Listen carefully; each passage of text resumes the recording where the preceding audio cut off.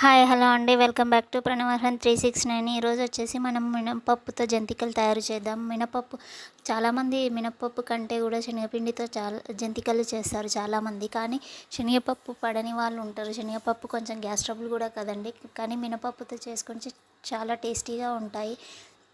ఒకసారి మీరు కూడా ట్రై చేయండి. ఇది వచ్చేసి నేను మినపప్పును 2 అవర్స్ నానబెట్టానండి. అంటే ఈ కప్పు ఇక్కడ నేను చూపించిన గ్లాస్తో 2 కప్పుల మినపప్పు తీసుకొని రెండు సార్లు మంచిగా శుభ్రంగా కడిగి 2 గంటలు నానబెట్టిన తర్వాత వచ్చేసి దీన్ని నేను కుక్కర్ వాడను, మామూలుగా బౌల్లోనే ఉడకబెడుతున్నా. 2 గ్లాసులకు వచ్చేసి నేను 5 గ్లాసుల వాటర్ తీసుకున్నానండి. ఎందుకంటే ఆల్రెడీ నేను 2 అవర్స్ నానబెట్టిన. మీరు నానబెట్టకుండా అయినా సరే ఉడికించవచ్చు, డైరెక్ట్గా ఉడికించుకోవచ్చు, ఏం కాదు. అట్లాంటప్పుడు 6 గ్లాసుల అంటే ఒక కప్పుకి మీరు 3 కప్పుల వాటర్ తీసుకుంటే కరెక్ట్గా సరిపోతుంది కుక్కర్కి అయితే. నేను ఆల్రెడీ నానబెట్టిన కాబట్టి 5 కప్పుల నీళ్ళు తీసుకున్నాను. ఇది వచ్చేసి ఉడకబెట్టింది, చూడండి ఎలా ఉంది, మెత్తగా ఉడికింది. కాకపోతే కొంచెం అక్కడక్కడ పలుకున్నందుకు మళ్ళీ నేను మిక్సీకి వేసాను. మిక్సీకి వేసి తీస్తే ఈ విధంగా వస్తుందండి. చాలా మెత్తగా పేస్ట్ చేసుకోవాలి. ఎలాంటి వాటర్ అనేది వేయకుండా అదే ఉడికిన దాన్ని మిక్సీకి వేస్తే ఇలా పేస్ట్ వస్తుంది. ఈ పేస్ట్ ఇప్పుడు ఇట్లా మెత్తగైన పేస్ట్లో ఇప్పుడు వచ్చేసి మనం ఇంగ్రీడియంట్స్ కలుపుకుందామండి. కారము ప్లస్ వామ వేసుకోవాలండి. వామ కొంచెం నలిపి వేసుకోవాలి. ఇది వచ్చేసి ఉప్పు వేసుకున్నాను, తగినంత కారము, తగినంత నోటికి మీరే తక్కువ తినేటోళ్ళు తక్కువ, ఎక్కువ తినేటోళ్ళు ఎక్కువ, ఎవరికి తగ్గట్లు వాళ్ళు కారము, ఉప్పు, వామ ఇంకా కొన్ని నువ్వులు వేసుకోవచ్చండి. మీరు మిక్సీ పట్టి అంటే ఉడికించినప్పుడు వాటర్ ఉంటాయి కదండి, ఆ వాటర్ అనేది చల్లకుండా పక్కకు పెట్టుకోవాలి. మీకు ఏమన్నా తక్కువ పడితే ఇక్కడ కలుపుకోవచ్చు, లేదంటే ఒక సరిపోతే ఏం కాదు, తక్కువ పడితే కలుపుకోవచ్చు. లేదంటే వేడి వాటర్ కానీ వేడి నూనె కానీ కలపాలి.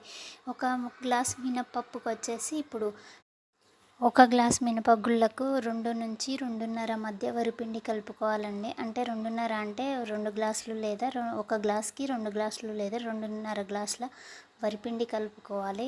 ఎలాంటి వరిపిండి అయినా పర్లేదు. ఇక్కడైతే నేను రేషన్ బియ్యంని పట్టించిన పిండి తీసుకున్నానండి.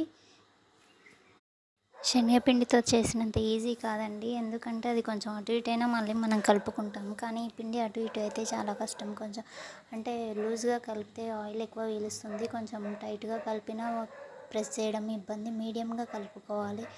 అందుకనే ఒక గ్లాస్ మినపప్పుకి 2 గ్లాసుల నుంచి 2.5 గ్లాసుల కంటే ఎక్కువ వరిపిండి తీసుకోకూడదండి.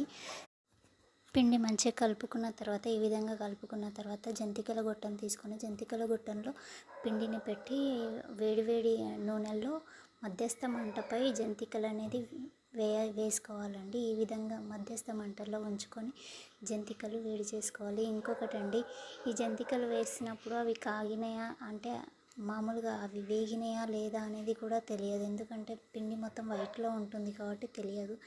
ఆయిల్ అనేది ఉంది కదండి, ఆ బుడగలు పోయేంత వరకు వేయించండి. బాగా బంగారు రంగు వచ్చే వరకు వేయించండి. టేస్ట్ అయితే సూపర్ ఉంటుంది. పైన కరకరలాడుతూ లోపల చాలా తేలిగ్గా ఉంటుంది, తినే కొద్దీ తినాలనిపిస్తుంటుంది. చాలా టేస్ట్గా అయితే ఉంటాయండి. ఒకసారి ట్రై చేయండి. మన ఆరోగ్యానికి కూడా మినపప్పు చాలా మంచిది కదండి, ఎన్నో పోషకాలు ఉంటాయి.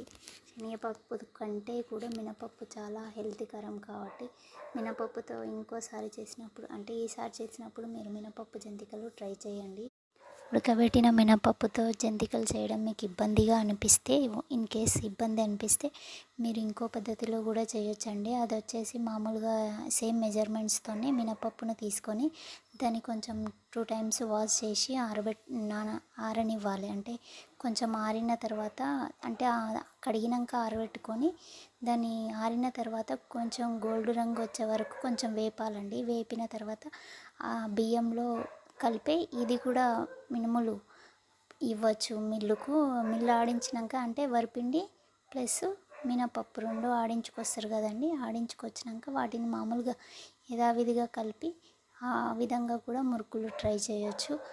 చాలా టేస్ట్ ఉంటాయి అవి కూడా. కాకపోతే ఈ ఉడికించిన పిండితో వచ్చినంత కొంచెం పూర్తి ప్రాసెస్ వచ్చి డిస్క్రిప్షన్ బాక్స్లో ఇస్తాను, చూడండి. కావాల్సిన పదార్థాలు ప్లస్ ఏ విధంగా చేయాలనేది. ఎందుకంటే నేను వాయిస్ ఓవర్ ఇవ్వడం స్టార్ట్ చేసినాక కుక్క అయితే ఒకటే మరుగుతుంది. ఇంకొకటి వచ్చేసి ఎలా ఇస్తారండి వాయిస్ ఓవర్ ఇంతగానం నాకైతే నేనేం చెప్పాలనుకుంటున్నో అసలు ఏమేం పోతుందో నాకే అర్థం కావట్లేదు. కనుక డిస్క్రిప్షన్ బాక్స్లో డీటెయిల్గా ఇస్తాను, ఒకసారి చెక్ చేయండి.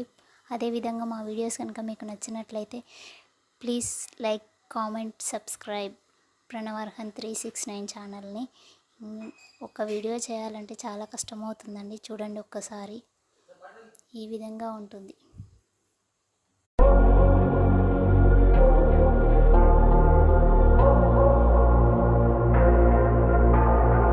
Say it louder, say it louder.